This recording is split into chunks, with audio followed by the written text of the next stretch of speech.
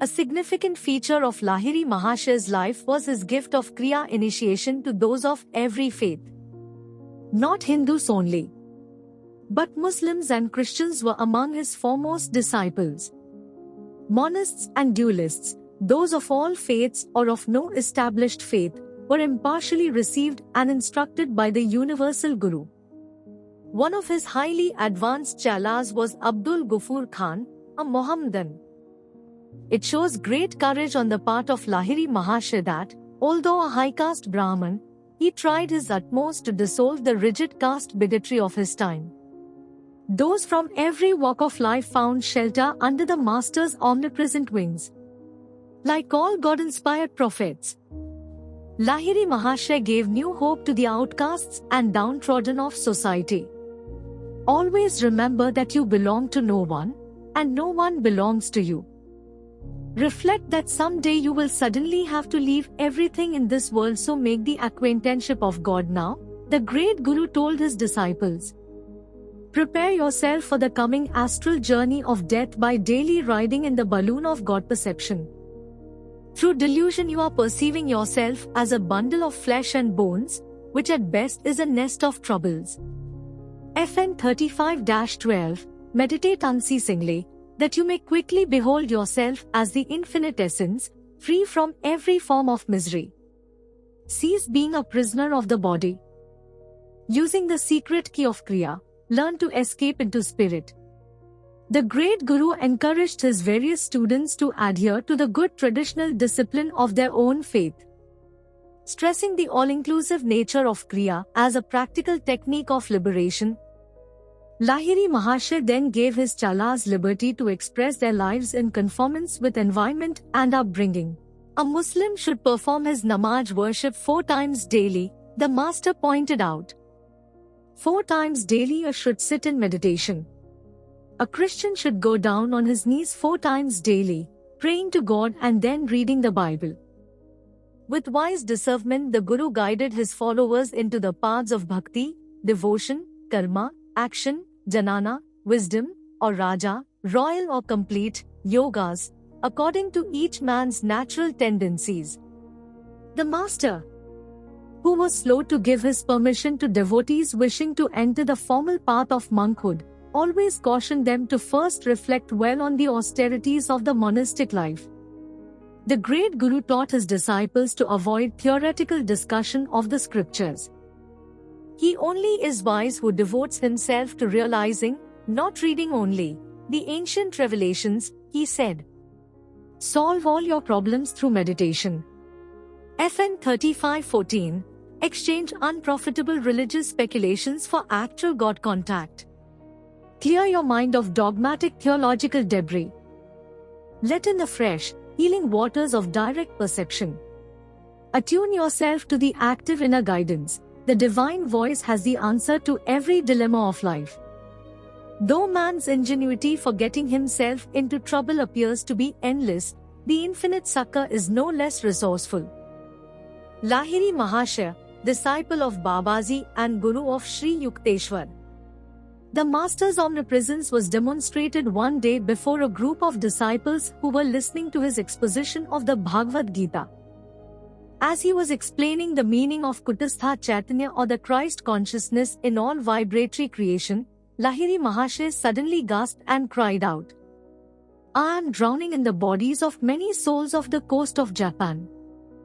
The next morning the Chalas read a newspaper account of the death of many people whose ship had foundered the preceding day near Japan.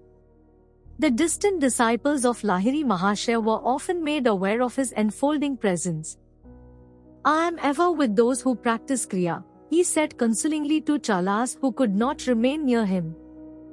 "I will guide you to the cosmic home through your enlarging perceptions."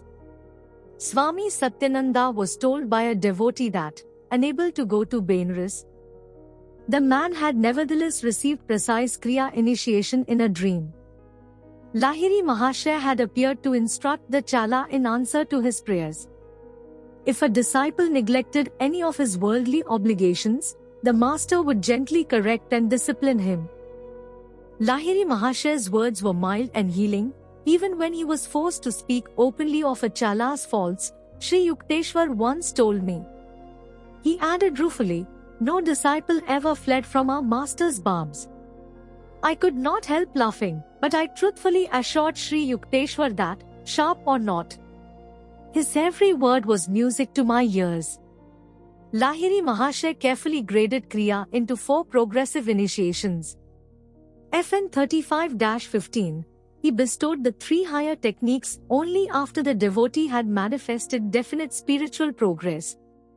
One day a certain Chela, convinced that his worth was not being duly evaluated, gave voice to his discontent. Master, he said, surely I am ready now for the second initiation. At this moment the door opened to admit a humble disciple, Brinda Bhagat. He was a Benares postman. Brinda, sit by me here. The great Guru smiled at him affectionately. Tell me, are you ready for the second technique of Kriya? The little postman folded his hands in supplication. Gurudev, he said in alarm, no more initiations, please. How can I assimilate any higher teachings? I have come today to ask your blessings. Because the first divine Kriya has filled me with such intoxication that I cannot deliver my letters. Already Brinda swims in the sea of spirit. At these words from Lahiri Mahasaya, his other disciple hung his head. Master, he said, I see I have been a poor workman, finding fault with my tools. The postman, who was an uneducated man, later developed his insight through Kriya to such an extent that scholars occasionally sought his interpretation on involved scriptural points, innocent alike of sin and syntax. Little Brinda won renown in the domain of learned Pandits. Besides the numerous Benares disciples of Lahiri Mahasaya, hundreds came to him from distant parts of India. He himself travelled to Bengal on several occasions, visiting at the homes of the fathers-in-law of his 2 sons. Thus blessed by his presence, Bengal became honeycombed with small Kriya groups. Particularly in the districts of Krishnanagar and Bishnupur, many silent devotees to this day have kept the invisible current of spiritual meditation flowing. Among many saints who received Kriya from Lahiri Mahasaya may be mentioned the illustrious Swami Bhaskarananda Saraswati of Benares, and the Deoghar ascetic of high stature, Balananda Brahmachari. For a time Lahiri Mahasaya served as private tutor to the son of Maharaja Ishwari Narayan Sinha Bahadur of Benares. Recognizing the master's spiritual attainment, the Maharaja, as well as his son, sought Kriya initiation, as did the Maharaja Jyotindra Mohan Thakur. A number of Lahiri Mahasaya's disciples with influential worldly position were desirous of expanding the Kriya circle by publicity. The Guru refused his permission. One Chala, the royal physician to the Lord of Benares, started an organized effort to spread the master's name as Kashi Baba, exalted one of Benares. FN 35-16, again the Guru forbade it. Let the fragrance of the Kriya flower be wafted naturally, without any display, he said. Its seeds will take root in the soil of spiritually fertile hearts. Although the great master did not adopt the system of preaching through the modern medium of an organization, or through the printing press, he knew that the power of his message would rise like a resistless flood, inundating by its own force the banks of human minds. The changed and purified lives of devotees were the simple guarantees of the deathless vitality of Kriya.